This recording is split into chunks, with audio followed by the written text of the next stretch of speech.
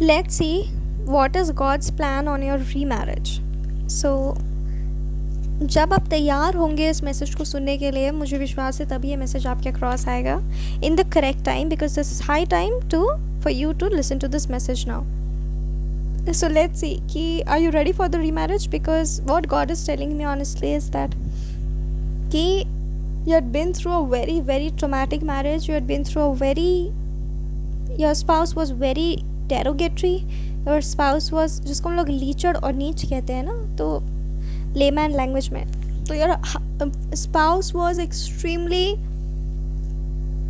क्या मैं बोलूँ, शब्द भी नहीं बोल सकती यूट्यूब में, मतलब बहुत ही कहते हैं ना एकदम ख़त्म टाइप का इंसान था आपका फ्यूचर स्पाउस. और ये बात आपका दिल जानता है, मतलब आपका स्पाउस, नॉट फ्यूचर स्पाउस.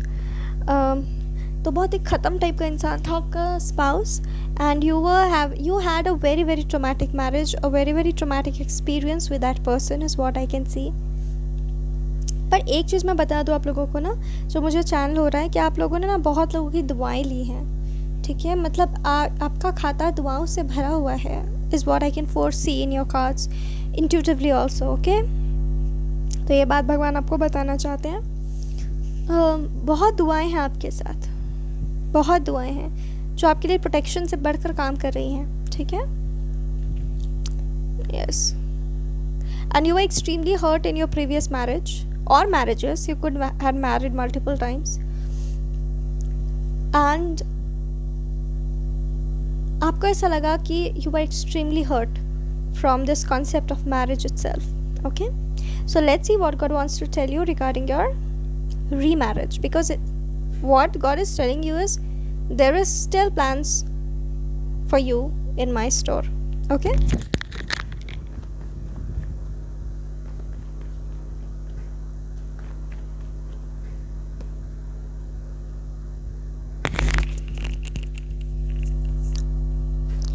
देखिए, मैं आपको बताती हूँ एक चीज़ कि आपकी ना शादी तब होगी जब आप फाइनेंशियली बिल्कुल स्टेबल हो जाओगे, क्योंकि मुझे दिखाई दे रहा है कि या तो अभी आप फाइनेंशियली स्टेबल नहीं हो, और या तो भविष्य में financial stability is in your cards, you know, it is in your destiny, और इसमें वक्त लगेगा आराम से. मुझे तो दिखाई दे रहा है 5 साल आराम से कहीं नहीं जा रहे हैं, ठीक है.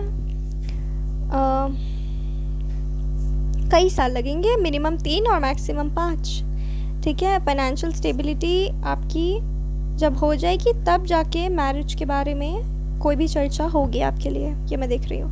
Marriage is in the cards for you, I am telling you again, marrying to your soulmate is in the cards for you, and you are manifesting your soulmate somewhere, because जो एक्सपीरियंसेस आपको previous marriages में हुए हैं, आप समझ गए हो कि मुझे मेरे जीवन में क्या चाहिए. So you are unconsciously manifesting your soulmate every now and then, ये मुझे फीलिंग आ रही है.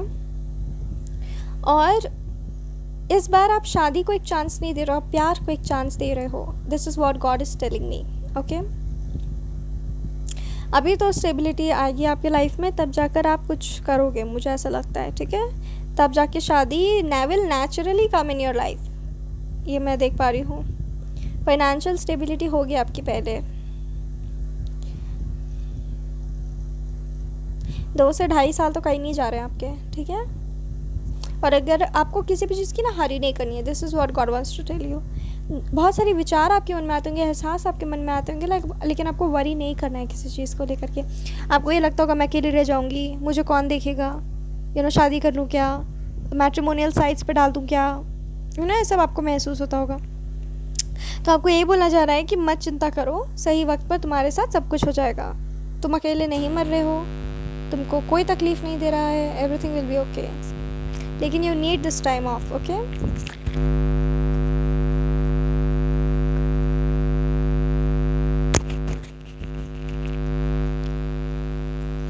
बट दिस टाइम जो आपका मैरिज का पिक्चर है ना, that is not going to be like the way you imagined it since the future. कहीं ना कहीं एक इमेज शादी को लेकर आपकी तो टूट रही है, ये मैं देख पा रही हूँ, ठीक है. बचपन से आपने शादी को एक तरीके से इमेजिन किया था, बहुत खुशनुमा एक एहसास माना था, लेकिन प्रीवियस मैरिजेस में मैं देख पा रही हूँ कि आपकी वो ख्वाहिशें एकदम ऐसा लगा जैसे छन छन करके टूट गई, ठीक है. सो भगवान कह रहे हैं कि इस बार तुमको एक ज़्यादा खूबसूरत और रियलिस्टिक अप्रोच मैरिज का मिलेगा, जो प्रैक्टिकल भी होगा और ड्रीमी भी होगा, ठीक है. डेफिनेटली एक बहुत अच्छा पर्सन आपके लिए है, लेकिन यूनिवर्स आपको वो बहुत जल्दी बता नहीं रहे होंगे, क्योंकि कहीं ना कहीं वो एक मिरेकल की तरह, एक सरप्राइज़, एक ब्लेसिंग की तरह आपके जीवन में आना लिखा है।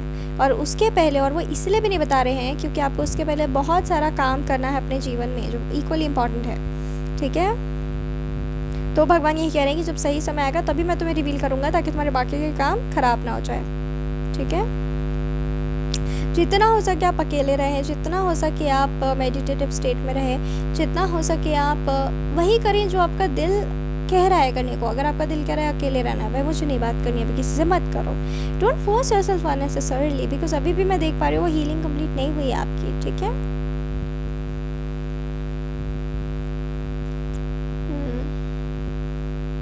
आपके बच्चे हो सकते हैं, आपको लगता होगा पता नहीं मेरे वो जो स्टेप डैड होंगे उनके बच्चों के वो कैसे ट्रीट करेंगे। आपको एक डर हो गया है अपने बच्चों के लिए। सो आपको यही बोला जा रहा है कि अपने बच्चों के लिए डरने का कोई ज़रूरत नहीं है, बिकॉज जो स्टेप डैड उनके आएंगे वो स्टेप डैड नहीं होंगे, वो उनके सोल डैड होंगे कहीं ना कहीं, और वो बहुत प्रोटेक्ट करेंगे, बहुत केयर करेंगे आपके बच्चों की। तो डरने की कोई ज़रूरत है, आपका भविष्य बिल्कुल सुरक्षित यहाँ पे नज़र आ रहा है। You will be having a house, you will be having everything, but you will be in touch with the practicality of life.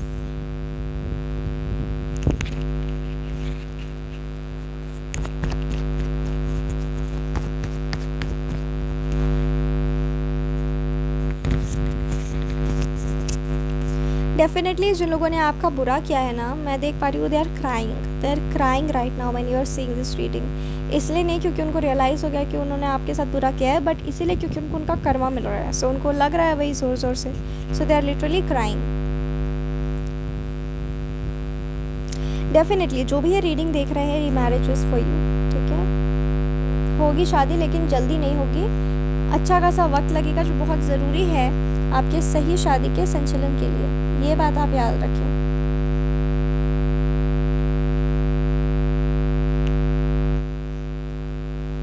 And let go of people, let go of things, let go of the past. ये बहुत ज़रूरी है आपके लिए।